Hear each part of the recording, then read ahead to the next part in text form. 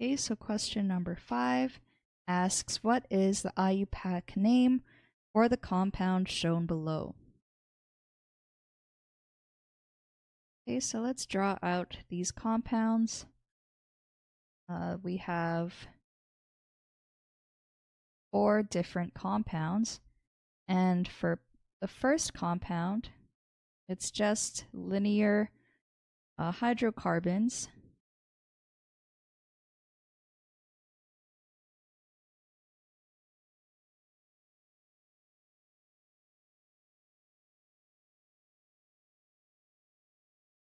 With like also a side chain going down like this. Okay, so when writing out the name for these compounds, we first need to find out the parent chain. So I'm just going to put a general rules. So we need to identify the parent chain.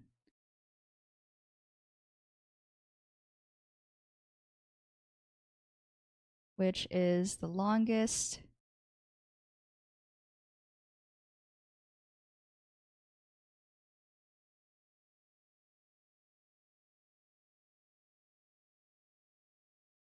And contains the most important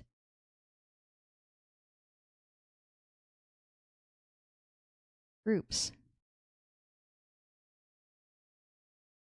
Okay, so let's count out where the longest chain would be. So if we count out all these carbons, where each of these ends is a carbon, we have 1, 2, 3, 4, 5, 6, 7, 8, 9. And if we were to go down and try out the side group, we get 1, 2, 3, 4, 5, 6, 7, 8, 9. So we get 9 either way. So just to make it easier, I'm just going to circle the main horizontal group. Okay, so now let's count out the carbons and find out where our functional group is.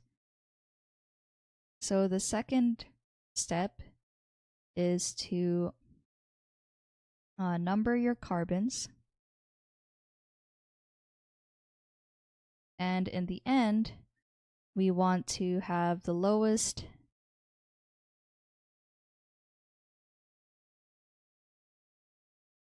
sum of numbers in the name. I'm just going to write have the lowest sum of numbers possible. So for example, if we started counting from here and made this carbon 1, 2, 3, 4, 5, 6, notice that our chain, our side chain would be on carbon 6. But if we started counting from the end, 1, 2, 3, 4, our chain would be on carbon 4 as opposed to 6. So since 4 is the lowest number here, we would name it as carbon 4. Okay, so now we just need to identify the side groups for step 3.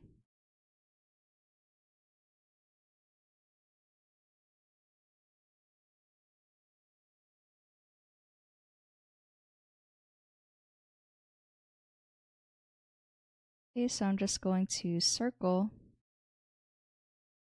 this small chain as the only side group for this structure.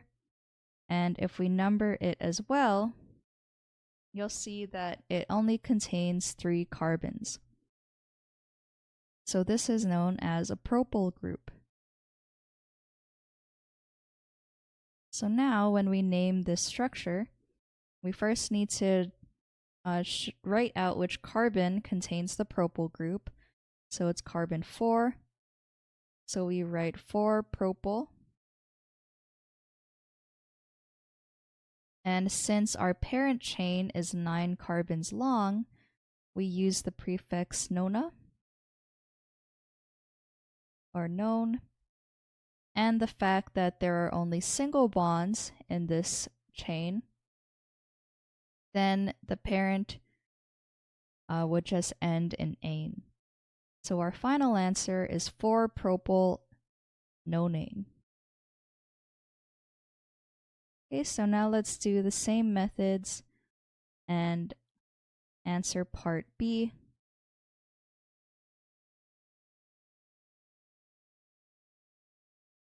So it's a more obscure looking carbon chain.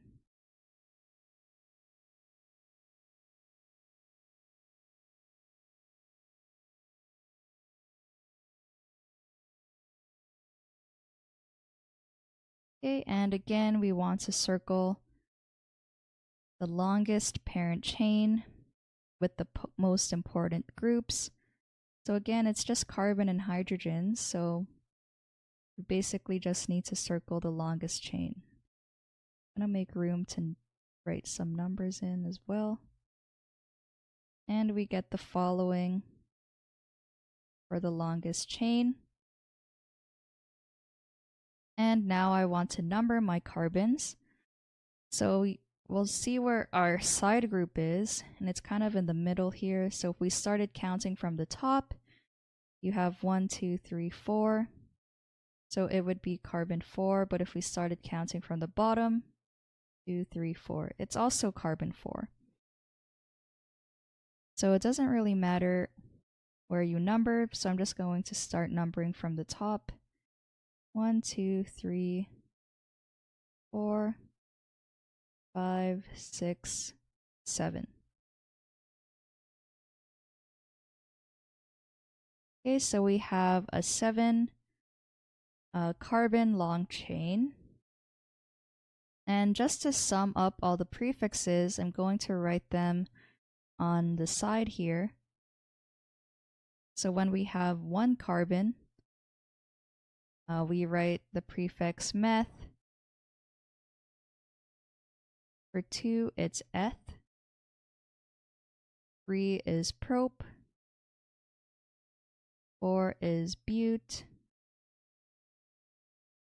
5 is pent. 6 is hex. 7 is hept. 8 is oct or octa. 9 is nona. And 10 is deca.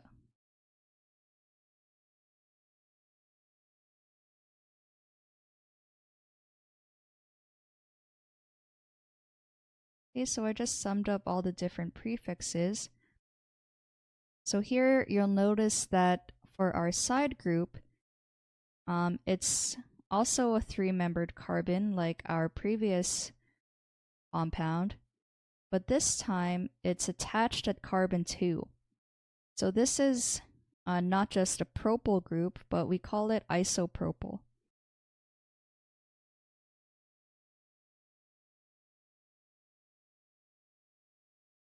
Okay, so when we try to name this compound, we start off by identifying which carbon the isopropyl group is on, so it's carbon 4. And then we write isopropyl. And we have a 7 carbon long parent chain. So if we refer to our prefixes, I would use the prefix hept. And again, there's only single bonds in this compound, so it ends in ane. So this compound is 4-isopropyl heptane. Okay, so on to the next compound. So if we look at this next compound, it contains an alcohol group. So when we want to find our parent chain, we know it needs to contain this alcohol group. And typically, this alcohol group would be carbon 1, since there is nothing else on this structure,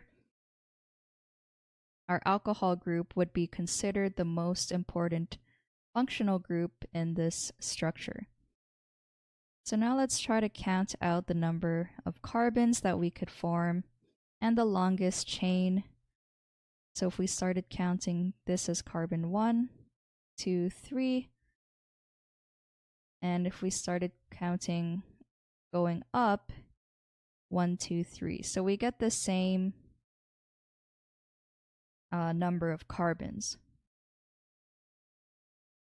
So I'm just going to count going across 1, 2, 3, and I'll just circle our parent chain,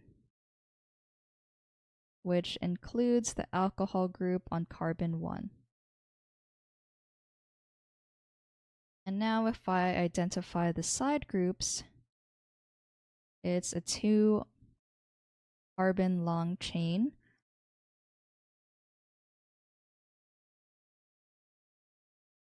Oh, I just noticed that, wait, 1, 2, 3, 4. Oh, never mind. So, the longest parent chain actually is the one that goes up. I must have miscounted. So then we would change our numbers to 1, 2, 3, 4. So sometimes it takes some trial and error to realize what your parent chain might be, but it's actually this 4 carbon long chain, and our side group is this 1 methyl group.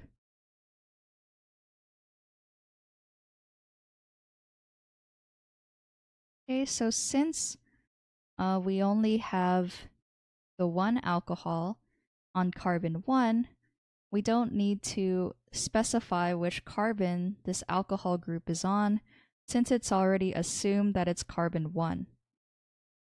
So the way that this IUPAC name is going to end is just butanol. And already the fact that it ends in "-ol" tells us that there is an alcohol group on carbon 1. So now we just need to write the beginning of this name. On carbon 2, there is a methyl group. So we write 2-methyl and then butanol. Okay, so now let's name our last compound.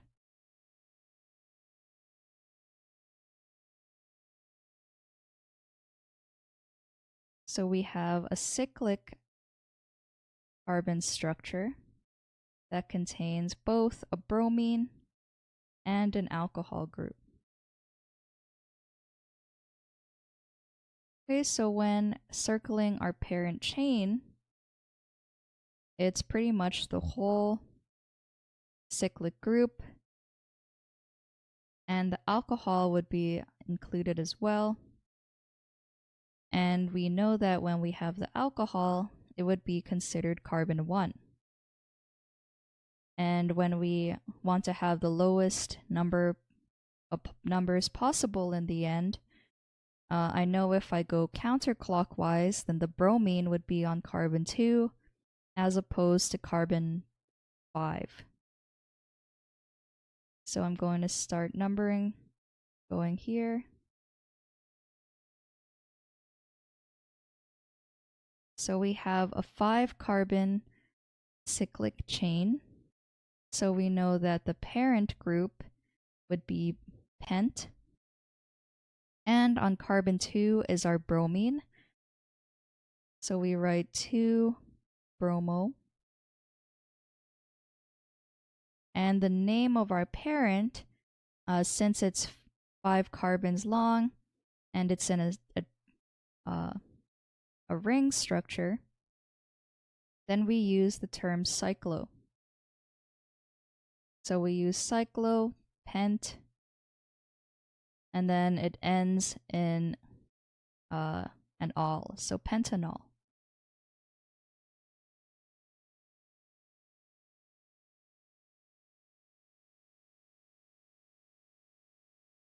Okay, so those are all of the names for these compounds. So let's see what the junior tutor said. In naming alkanes and alcohols, the parent chain corresponds to the longest possible chain of the compound, and the prefix used for the name varies depending on the number of carbon atoms comprising the chain. The table shows some of the prefixes used in naming alkanes. Note that if the compound is an alkane, the prefix is added to ane, while if it is an alcohol, the prefix is added to -al, and the parent chain is the one bearing the hydroxyl group. In the case of cyclic compounds, on the other hand, just add cyclo before the parent name. Okay, so they also summed up however many carbons you have will have the parent of like either meth, eth, prop, or bute. And they also said the name of the alkane as well. And then after naming the parent chain, assign locants to the chain in such a way that the substituents get the lowest possible number, and then name them. If it is an alkyl group, the prefixes shown in the table also apply, but instead of ane, -il is used. Okay, so for part A, in the red they showed the parent chain, and they also got 4-propyl nonane. For part B, they have the longest chain here and got the 4-isopropyl heptane. So they said the substituent is composed of 3 carbon atoms, but note that compared to the molecule in part A, the propyl substituent is attached from the second carbon of the alkyl substituent. So this is isopropyl. And for part C, the longest possible chain is composed of 4 carbon atoms, so the name of the parent is butanol. The substituent, on the other hand, is an alkyl group composed of 1 carbon atom, so its name is methyl. Therefore, it's 2-methylbutanol. And lastly, for part D, 5-carbon cyclic structure. So it's cyclopentanol and 2-bromocyclopentanol. Okay, so this solution is correct.